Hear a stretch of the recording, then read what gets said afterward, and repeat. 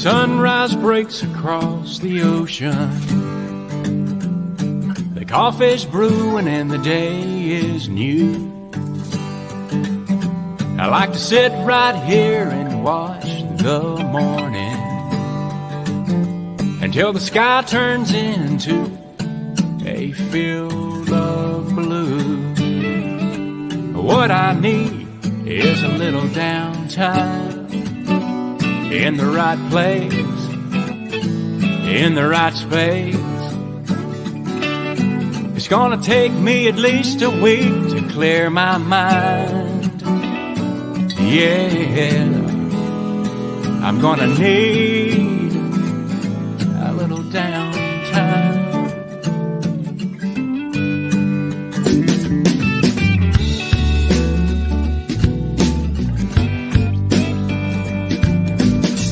It's a perfect beach day, what don't you think? It's a perfect house day too. And just glad to be here. Yeah, it's warmer than Nashville. It don't really matter what we do. What we need is a little downtime in the right place, in the right space. It's gonna take us at least a week to clear our minds. Yeah, we really need a little downtime. Hey folks, it's Jason Hyatt with the Roundtable Ranch on the CTW TV network. Obviously, it's Wednesday. It is May 11th, and it is 1802 hours. Yeah, see? Or 6:02 p.m. for all you East Coast civilian type people that don't use military time. And we are live with a good friend of mine, Jay Gibbs, and he's working with a veterans organization called COTS for Heroes, or COTS for Vets. I'm sorry. And so I'll bring him on here shortly.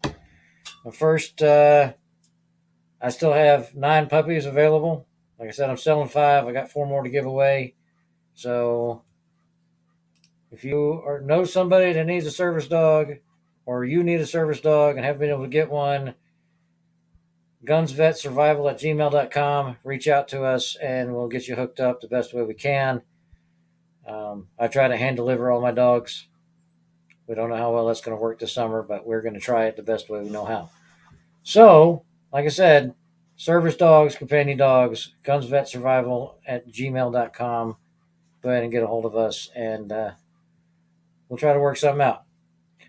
All right, so without further ado, my good buddy Jay Gibbs, I was a soldier with him way back in the day, and good dude. So he doesn't have his face on the screen, so you're going to be looking at a black picture and this face made for radio. Hey, Jay. Hey, brother. All right. You're going to have to speak a little bit louder, possibly. Is that better? Maybe. I can't adjust your mic settings. Let me see if I can. So, most people can hear you, though. Maybe I'm just turned down real low. That might be what it is. Look at that. I am turned down. All right. Oh, Jay, why don't you tell everybody a little bit about yourself and this organization you're working with? Well, my name's Jay. As Jason said, we served a lot of time in service together. And the organization that I'm with now is 3 Hots and a Cot. We're a organization formed by veterans for veterans in the Birmingham, Alabama area to help curb the homeless epidemic of veterans in the United States. Have you heard of Saving Forgotten Warriors by any chance? I don't believe I have. All right, because they're another organization out of Birmingham, Alabama area that's actually building houses for homeless vets. Really. Um, Let so me, that might be somebody you want to link up with. yeah, I'm gonna grab a pen real quick.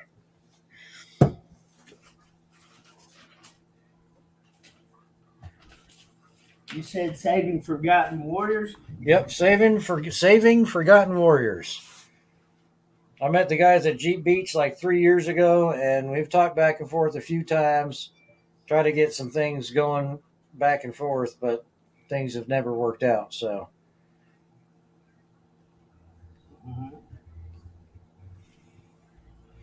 We're really we've been operating for about 12 years. We've stayed local in the Birmingham area, and it's really a great organization.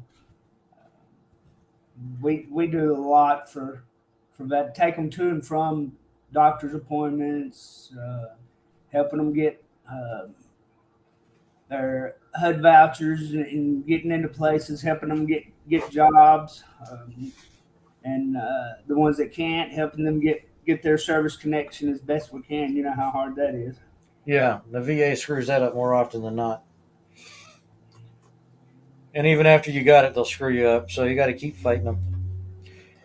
So trying not to get on the VA topic today. They are not my friends right now. Yeah, it it is a topic. It's a topic all by itself. Yeah. Yeah. So how'd you get linked up with them? I'll be honest with you. You know, after leaving the service, I went to work for the Savannah Police Department for a few years, and lost myself. Just really went crazy for a while, and didn't know how to find myself. And I found myself. The VA recommended me to them, and they they I had been through that course. I had been through programs all over the country, just about.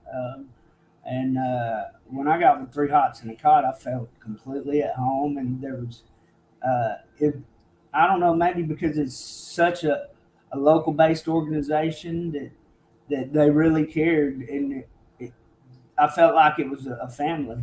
And so once they helped me change my life around, I decided that I knew where I was supposed to be. Yeah. I mean, it's kind of how I fell in with the CVMA. You know, Yeah.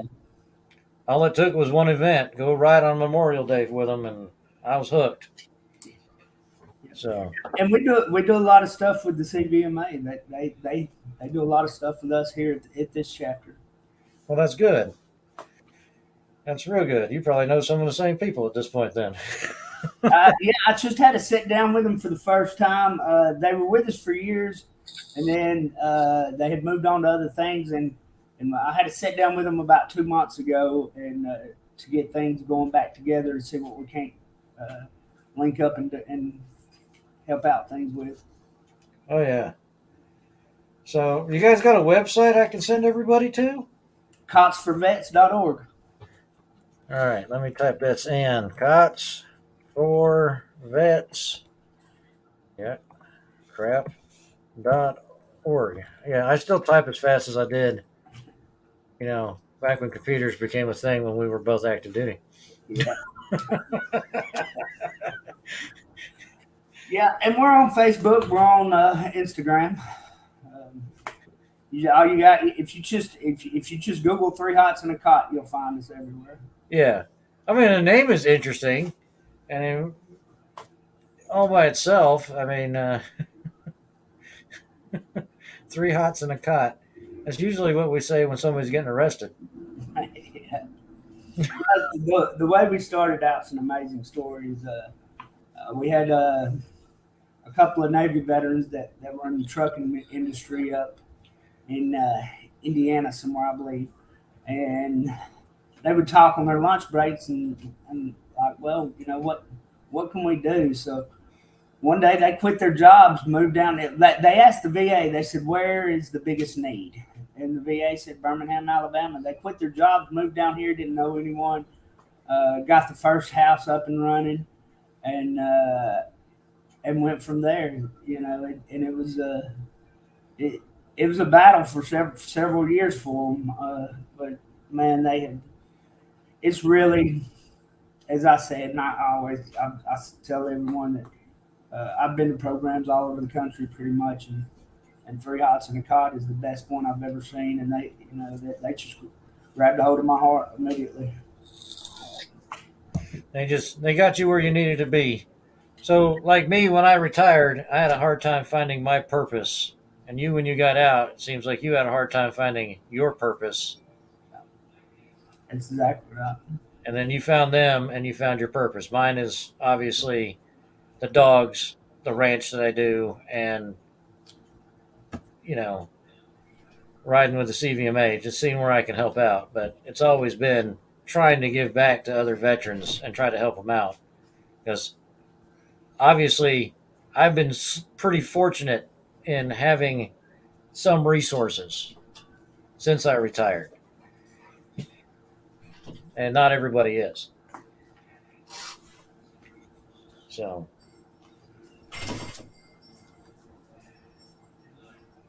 wow. But, yeah. Because I look at it, when I retired, I was lost, but I wasn't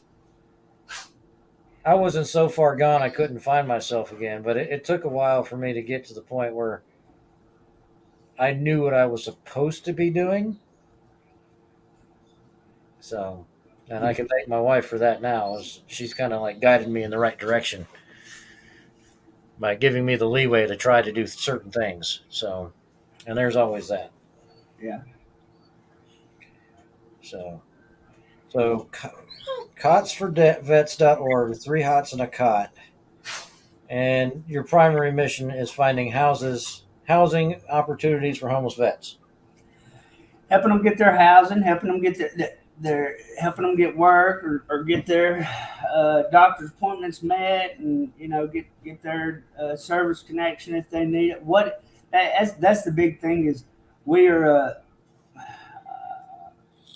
our statement is kind of we're a nonprofit organization formed by veterans for veterans, and we started for our original mission is to curb the homelessness pandemic, but we do everything. If there's a veteran that comes to us that needs a driver's license, then I'll drive them to the driver's license office and spend the day with them to help them.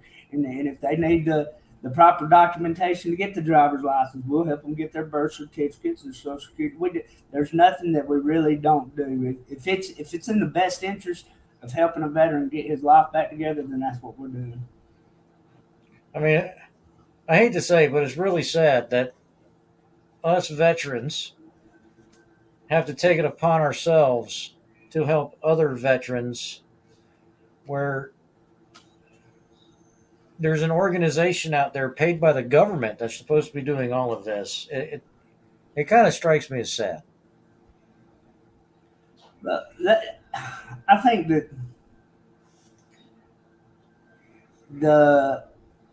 there's definitely a lot the VA needs to change, and they always have.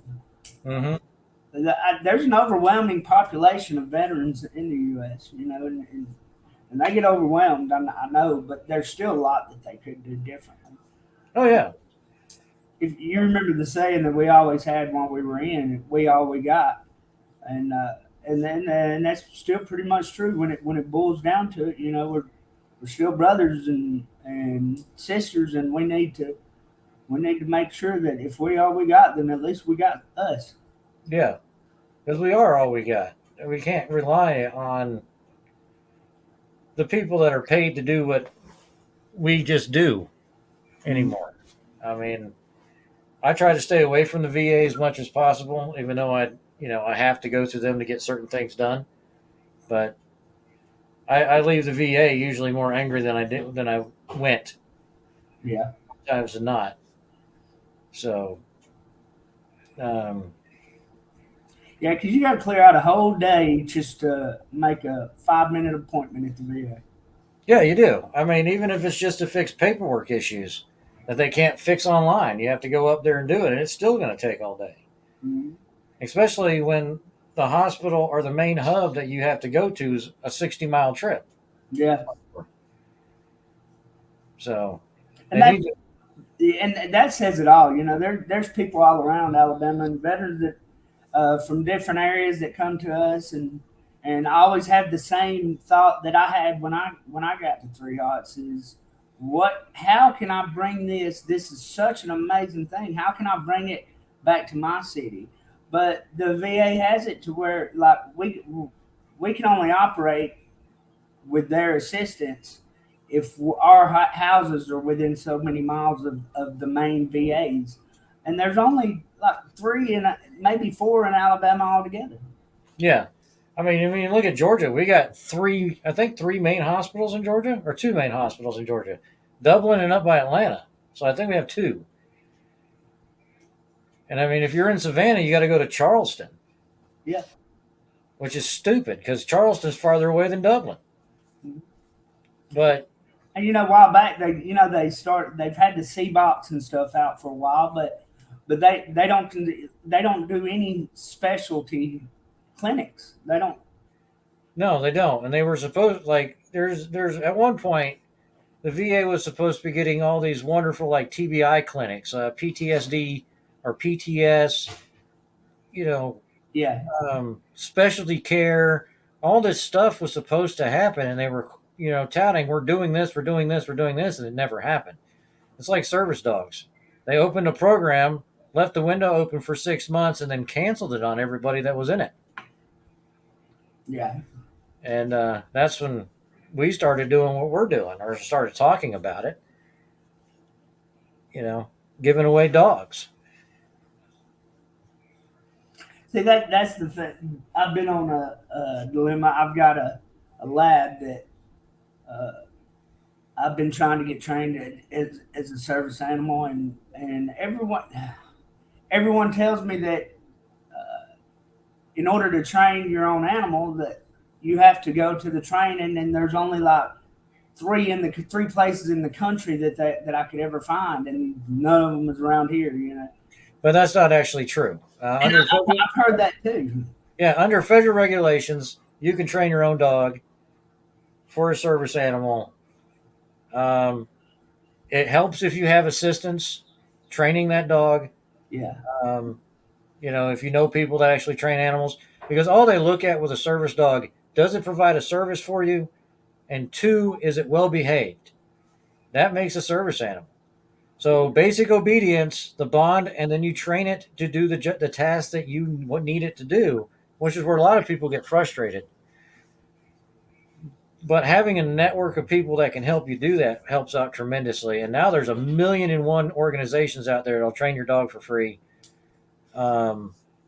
If you're a veteran, if you have your own dog, there's a lot of them out there that will help you out now. Back 7 years ago, there wasn't any.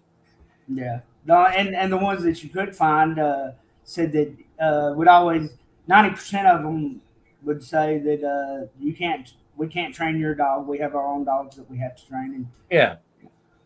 So things have progressed as far as like service dogs for veterans. It's still it being a medical device, because you have to think in these terms with a service dog. It is a medical device first, a pet second. The VA should still be doing what they're supposed to do, which is providing 50% of maintenance costs for that animal. That was back 8 years ago. That's what they said they were going to do. That's 50% of the feed, vet bills, everything else. The VA is actually supposed to pay for them if they prescribed you a service dog. yeah. Mine's prescribed. It's in my medical records. And they won't do a darn thing about it. So, we'll take the dogs, we'll train them basic obedience, and then we'll help the handlers find a trainer in their area that'll help them train them the rest of the way. And that's all I can do. Yeah. I can't create a bond between a person and a dog. That's a No. dog. Yeah. That's something that's got to be built. Because that's the worst thing about all these dogs that get trained and given to veterans. There's Yeah. no bond. The Yeah. bond is what keeps us alive. Hmm. And that is the whole reason behind having the service animal. Yep. So, like I said, this is why we do what we do, is because we couldn't get the things done for me that needed to be done. And yes, Chasing Wolf, it's always lip service from the VA. So it's one of those things. That's why your organization that you're working with is probably doing very well, because it's probably all people that the VA failed at one point or another. Yeah. And what sucks is you got to put them back through the system for the VA to get done what you got to get done. In some cases, if you're getting their service connected, looked at, or anything like that, you've got to go back to the VA. Oh yeah. Well, I mean, we provide 3 different bus transports per day, every weekday to and from the VA, and we have a van, an 8-passenger van, and we have a bus. And a lot of days we have to use the bus just because there's so many that have to go to the VA every day to try to get their stuff done. Yeah. Do you go to like the homeless encampments and pick people up, or how do you guys do that? We started out doing that. Now we're all over the internet and in the area, and we have outreaches all the time. And actually, we the VA, and that is something that they got better about with this is if you go to the Birmingham VA and tell them that, hey, no matter what the case may be, whether it be because of divorce or addiction or mental illness, no matter what it is, if you go up to the Birmingham VA and you tell them, hey, I'm homeless, then they'll send you to us. Nice. See, that's a good working relationship with your local VA hospital that a lot of organizations don't get. So that says something, at least for the Birmingham VA, that they're doing that. Mm-hmm. But and it's great. But again, as I say, it's only it's only here in Birmingham. Out of the whole state of Alabama, if you live 2.5 hours away, in order to get this, you have to go to. If you're homeless, it's hard enough. You have to find yourself to the Birmingham VA, and before you can get this help. And but I get people all the time that contact me. It's like they'll be from a totally different state, a good ways away, and that they'll tell me their situation. And there's a lot of times I'll buy them bus tickets to get to the Birmingham VA to get with us. Yeah. I mean, do they see it expanding, more states, or they're trying to stick in Birmingham? Well, it can expand, but we're going to stay in Birmingham probably just because they've been doing great here, and there's a big need for it. But we get people all the time that say, "Hey, I want to start this up. What do I need to do?" And we help them all the way through, tell them everything that they need to do.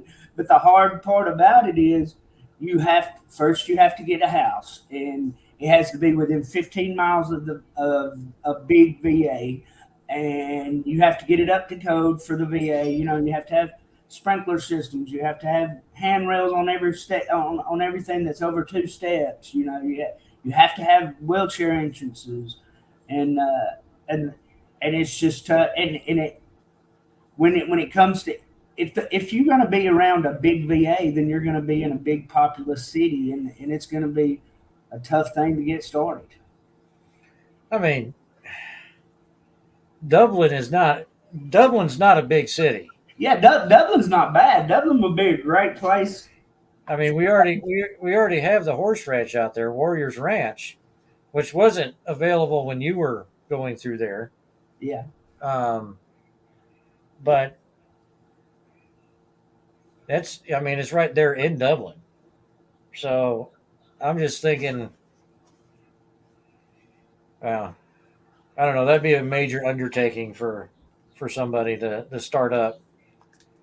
So It is, but it can be done, and as our founders had showed that it could be done, and really took it to great lengths. oh yeah, yeah. But you gotta have money to start something like that. Oh yeah, yeah. You know, it's you know, I said they quit their job and moved down here and got a house and started it, and um, for the and it's a nonprofit, but you still have to make a living. Yeah, And for 5 years, they lived in the house as basically house managers, and never received a dime to help. Like they were living off of what they could as they were helping anyone else. yeah. I And mean that that's tough to go 5 years without a single paycheck or anything. You know, and that you got to be dedicated to what your mission is. for sure. I mean, it's not like I've got an income, even though I don't work, right? From the VA and Social Security and all that stuff. Mhm. But that wouldn't be near enough to do anything like this. So it's enough for us to jump in the truck and drive to Arkansas and pick up somebody that needs help. Yeah. But it really isn't. Heck, right now with fuel being $5 a gallon, not really. I don't know if I could swing the trip to Arkansas and back right now, but it's one of those things where it seems like we will always do what needs to be done for our fellow, veterans. Either way, whether we knew them well or didn't know them well, they say, "Hey, I need help." We're the first ones to rock and roll. Oh yeah. It's another veteran will always show up for another veteran unless they're complete and utter crap. Yeah. And even then, most of us will still reach out, and try to help. So, but for all y'all watching, cotsforvets.org. I got it scrolling across the bottom of the screen. And Jay, thanks for coming on, brother. Tell these guys how they can donate. They just go to that website and hit the donate button, or Facebook donate. How are they doing this? Yeah, just go to that website, click the donate button, or you can mail donations. And if you don't have monetary donations, you can mail whatever. People ask all the time, says, what is y'all's greatest needs? And I try to tell them, that's hard to say, because what you're asking me is if veterans come in with just a backpack or a grocery sack if they're lucky and nothing else to their name. So if that were you, what would you need? Everything from a toothbrush to shoes to hygiene to everything. Yeah. So to donate, just go on that website and click donate, or mail us your donation, whether it be monetary or goods. All right, brother. I appreciate you coming on and sharing this out, and hopefully we can get you guys to raise a little more money, help out some more veterans, and I will talk with you later. Yes, sir. All right, brother. Have a good day. You too, brother. Bye. So, all right, folks, like always, cotsforvets.org. Go and donate to them, and then we have Warriors Ranch out in Dublin. You can always go to their Facebook page or their website and donate directly to them. And we have our service dogs. Like I said, we got 4 left to give away. Just reach out to gunsvetsurvival@gmail.com. And we'll work something out to get the dogs to you. And thanks for joining us tonight. I'm cutting it short. I'm still taking care of this wounded horse. But I try not to skip this show ever. It's only happened once. I'm gonna try never to do it again. So love you guys. Y'all be safe. You have a wonderful night.